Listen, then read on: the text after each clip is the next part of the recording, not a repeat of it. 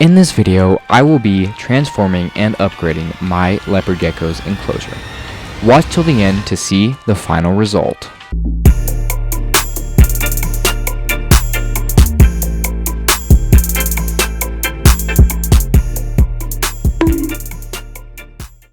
The leopard gecko is one of the most common pets in the, reptile pet industry, if you will.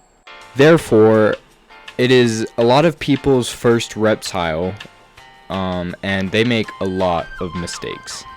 The most common mistakes that people make when a first-time reptile owner is improper enclosures, improper diet, improper lighting, and etc. Like just stuff like that. Here's an example of an improper leopard gecko enclosure. If you look at the flooring, it is a reptile carpet, which is bad for ground-dwelling lizards, especially the leopard gecko and bearded dragon and a bunch of other lizards. It's just not ideal in any lizard enclosure in my opinion. But especially for the leopard gecko and lizards with claws, because their claws can get stuck in the reptile carpet and ripped out, and it is not ideal for them at all. Now, go ahead and take a look at the caves and the hides for this leopard gecko enclosure. Hides are fantastic for leopard geckos, but this is far too little amount of hides for a leopard gecko because they like to feel secure, they love clutter, and they love to hide, but they also like to come out, which I will give props to the amount of walking room in this enclosure, but still not ideal. Now, go ahead and take a look at the lighting. It looks like they have a UVB bulb in there, which is good for leopard geckos, fantastic, but I do recommend a UVB bar. And it kind of looks like the UVB light and the heat lamp are a little bit too close because leopard geckos do require a cool side and a warm side. Here is another example of an improper leopard gecko enclosure. Let's go ahead and look at the first thing again, is the flooring. Now, this person has paper towels, which is better than reptile carpet and can be a good flooring for leopard geckos, but it's most commonly used in baby leopard geckos and quarantine leopard geckos. It's not ideal long term. Now, let's go ahead and take a look at the hides. There is pretty much the same amount of hides, but there is more clutter, and that is better for a leopard gecko. And it looks like there's a DIY humid hide there in the middle, which is fantastic for leopard geckos, but overall this enclosure is still pretty bad, if you will. Now, here's the third and final example. Let's go ahead and take a look at the floor again. Now, this substrate is the best out of all three examples. It looks to be repti sand or something along the lines of that, but still not ideal for leopard geckos, and we will get into the best substrate for leopard geckos in this video. Now, taking a look at the hides, they're pretty much the same as everything else. There's not that many hides, there's not that many hiding places, which isn't ideal long term for a leopard gecko. Looking at all these enclosures takes me back to when I got my leopard gecko, Fawkes.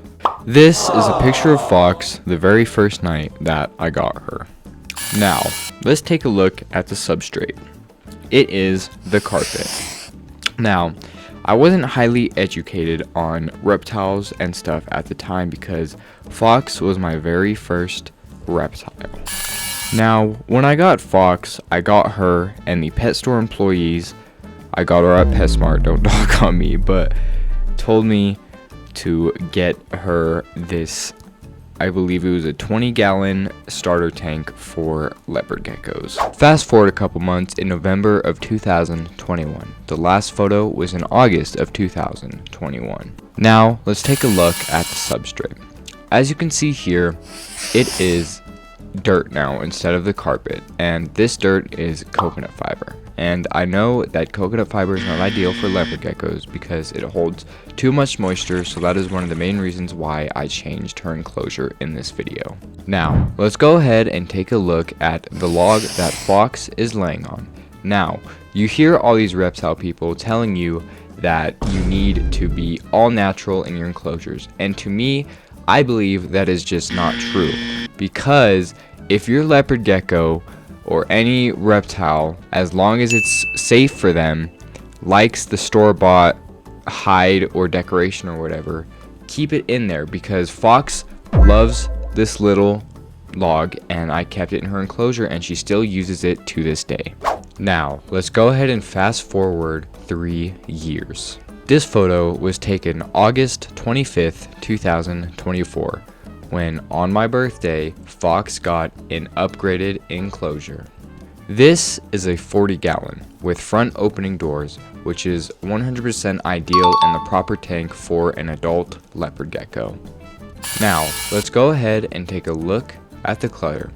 As you can see, it is all store-bought stuff, and that is because Fawkes likes all of this, and all of it is 100% safe for her. Like I said in the past, if you would like store-bought stuff in your tank, keep it in the tank as long as it's safe for your leopard gecko, and if she or he likes the stuff.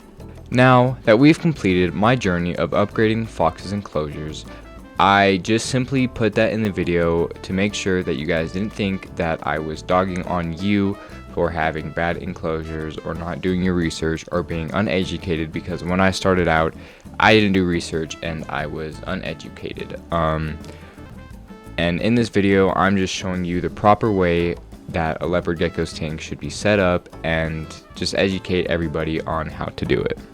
Without further ado, let's go ahead and jump right into this video.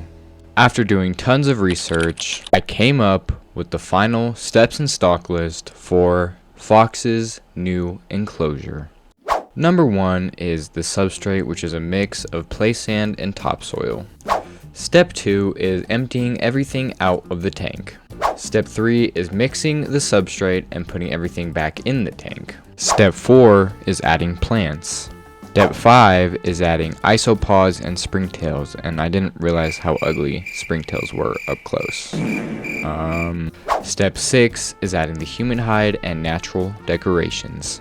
Sorry, I need to shut the fuck. Step 7 is adding a thermostat to make sure that the enclosure doesn't overheat. Step 8 is adding a UVB bar, as leopard geckos require UVB and the light bar is the best option. Step 9 is adding Fawkes back in the enclosure, and that is definitely what Fawkes looks like. Now that we have everything planned out, let's go ahead and go buy the items we need and put everything together. My first stop was the Home Depot.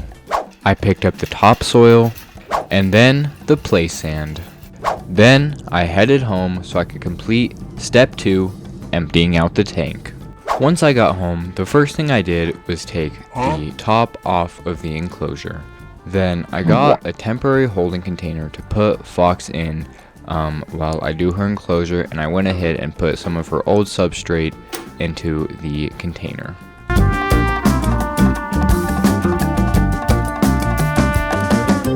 Then I went ahead and carefully grabbed Fawkes, and here she is, guys. This is Fawkes, my leopard gecko, my very first reptile that really started this whole thing, this whole channel. So I put her into the temporary container and put her away for now. Once she was put away, I started removing all of her hides and decorations from the tank, and as you can see right there, another reason coconut fiber is not good for leopard geckos is because it is very dusty and can get in their digestive system or their eyes, so we don't want that for them. And I need to take out the Christmas decorations because Christmas was a little while ago, but yeah, I went ahead and took all of the decorations out of the tank.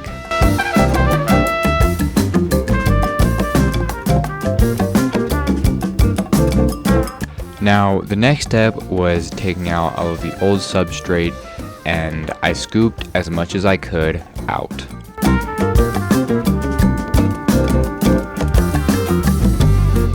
Then I got my vacuum and vacuumed out the rest of the dirt that I couldn't get with the little scooper, and dirt if it was in any other places that it shouldn't be.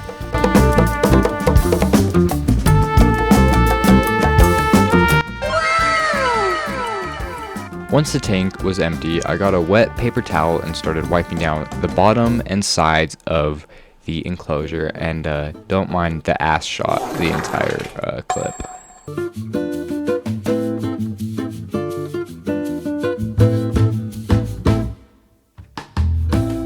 Now that step 2 was complete and the tank was fully empty and clean, it was time to start step 3, which is putting everything back in the tank and mixing the substrate. So the ratio for my substrate is 60% topsoil, 30% play sand, and 10% coconut fiber, just so it can hold some moisture for the cleanup crew and it can just hold shape in general, because some leopard geckos like to dig and mine doesn't, but maybe if she changes her mind one day, she has the chance to dig. So I went ahead and poured what I needed into the tank and just mixed it all together. Once I had enough topsoil in there, I went ahead and started putting the play sand, and as you can see, it was super dusty and it got all in my, like, what would you say, lungs? I don't know. But yeah, I went ahead and put the play sand in, and yeah, I felt that there wasn't enough topsoil, so I just poured a little bit more into the tank. And that's the freedom that you have with mixing the substrate. You can add as much topsoil or as much play sand as you want. Once I was happy with the ratio, I went ahead and added, like I said, a couple handfuls of Eco Earth coconut fiber for moisture and just to hold everything together if she decides to dig. Once the ratio I liked was complete, I went ahead and started mixing it around, and I'm so sorry for all the ass shots in this video. Yeah.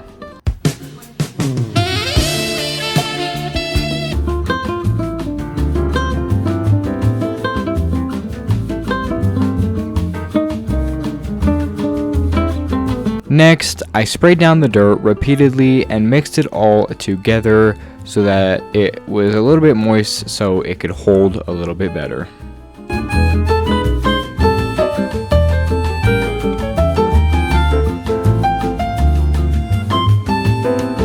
Now, the next step, after I got the dirt all nice and moist and dense, is putting everything back into the tank, and I went ahead and sprayed all the decorations and hides down with warm water so they would be a little bit cleaner whenever I put them back in. So the first thing that I'm putting back in is her little cave that she likes sleeping on top of and inside of, and I dug it down just a little bit so that there's a little bit of a slope so it gives it a more natural feel to her, and yeah, looks more like a cave.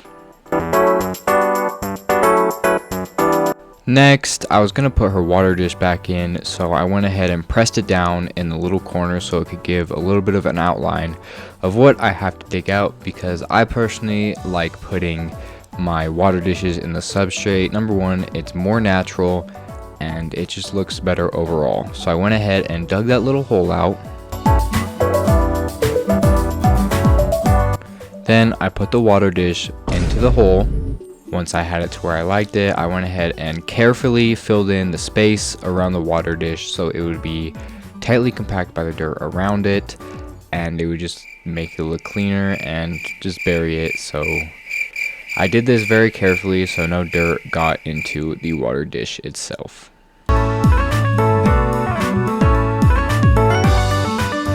Next is a little log hide that you can find at your local PetSmart. I'm sure a lot of you have seen it before, but just to prevent it from tipping over, I went ahead and dug a hole for it. Then I put the little log thing down into the hole and packed some dirt around it.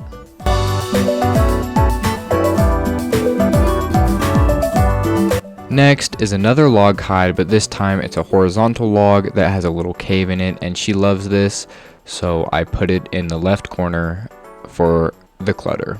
Next is another log. Damn, I really like logs. I guess she really likes logs too, but it's the log from her past tank, and she loves this one, so I put it in that left corner too as some more clutter.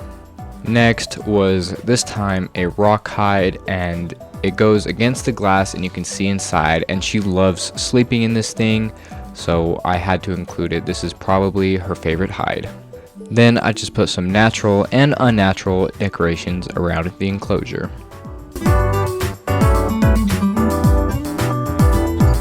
Then I found this natural rock from outside that, don't worry, I cleaned it and everything, that I was supposed to put in her tank 2 years ago. So here I am just trying to find a nice place for it. I ended up not liking where I put it, so I moved it to this place right here, and I like it right there a lot more. So I just moved it around a little bit so it, you know, sat level and wouldn't fall or collapse or anything, and it was stable. Once I had the rock platform to where I liked it, I got some natural wood pieces to act as a ramp, so she could either choose to bask right on the rock or on that log, because this is at a safe distance right under the heat lamp. Once I got it to where I wanted it, I added some more decorations all around, some old real plants in there and some old fake plants. Just finished decorating the whole tank.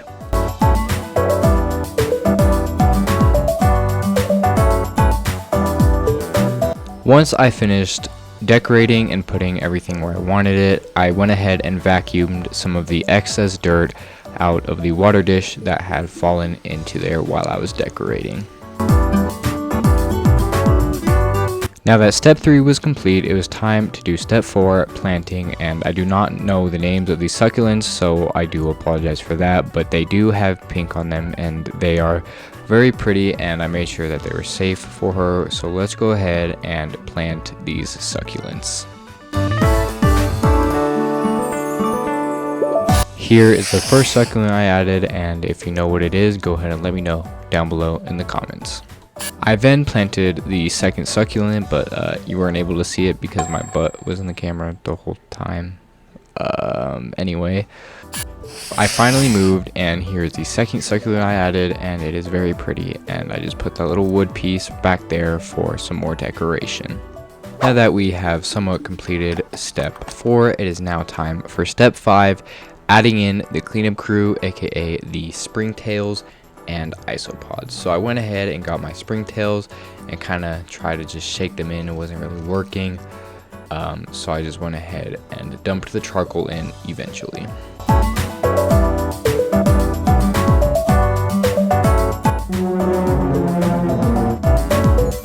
Once the springtails were in, I got about 10 isopods out of their container. Now it's time to add them into the actual enclosure itself. Now, these are powdered isopods. It is a variety of orange powdered, blue powdered, and white powdered isopods. And here I'm trying to grab them. Here he is on my finger. There's a quick little zoom in on him. I have to add these guys in one by one, so let's go ahead and do that.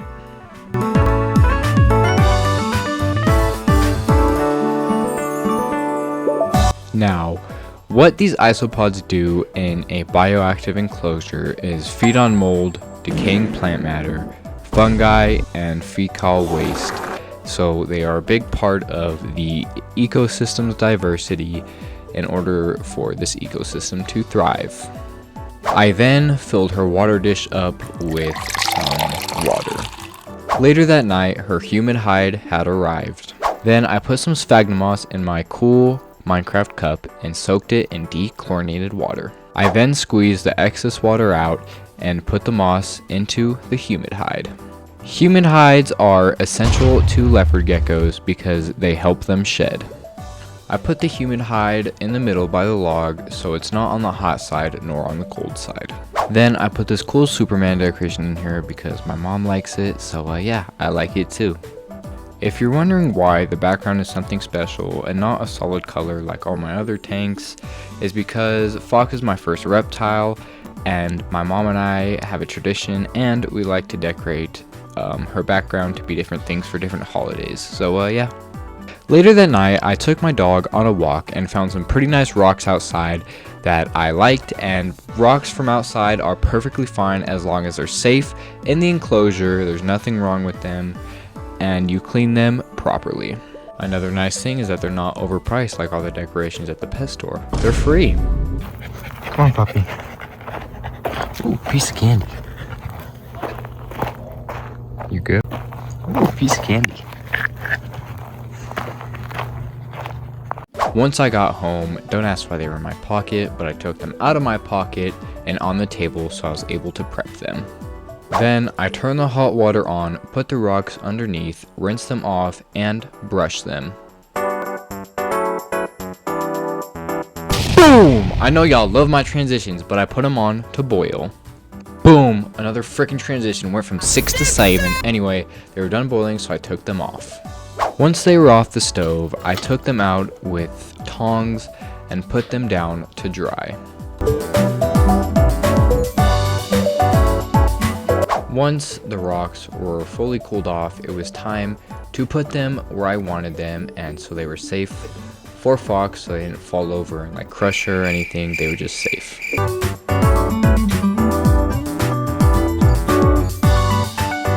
Now, time for the thermostat. Now that we had completed step 6, save. I'm so sorry. Anyway, now it's time for step 7, which is setting up the thermostat. So yeah, let's go ahead and get right into it.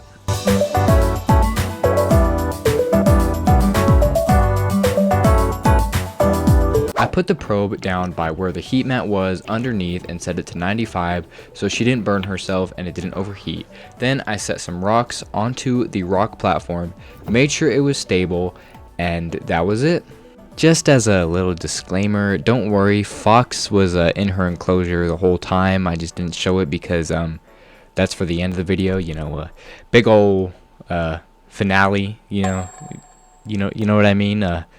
Let's just get back to the video. Next, I went ahead and broke apart some leaf litter and spread it all around the tank strictly for one purpose, two purposes actually, to give the cleanup crew food and somewhere to hide, and for aesthetic purposes so the tank looks more natural. The next day, a package came, and I really like strawberries, so don't mind all the strawberries. Then I opened the package, and it was the UVB light bar, step 8. I went ahead and started unboxing the UVB light bar so that we could set it up. Once it was out, I went ahead and plugged the cord into the light itself.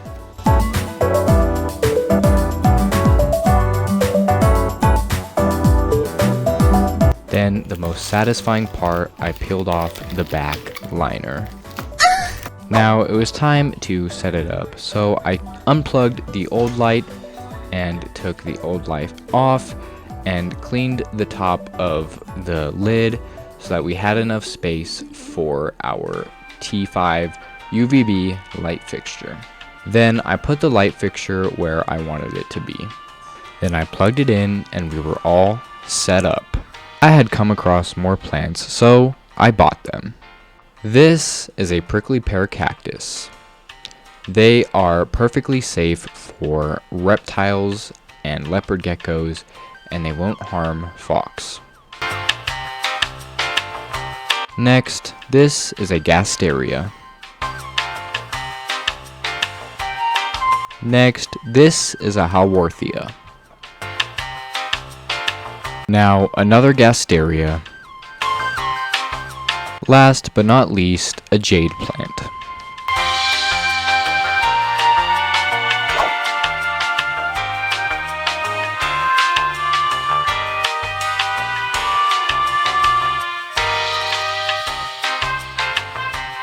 A little bit later, I went ahead and moved the natural spiderwood to a place I liked it better. Then I went ahead and glued these wood pieces together to act as a ramp so that Fawkes was able to climb her way to the basking platform. It was finally time to add Fawkes back into her enclosure on camera. I went ahead and set Fawkes down onto her basking rock and let her explore her new and improved enclosure.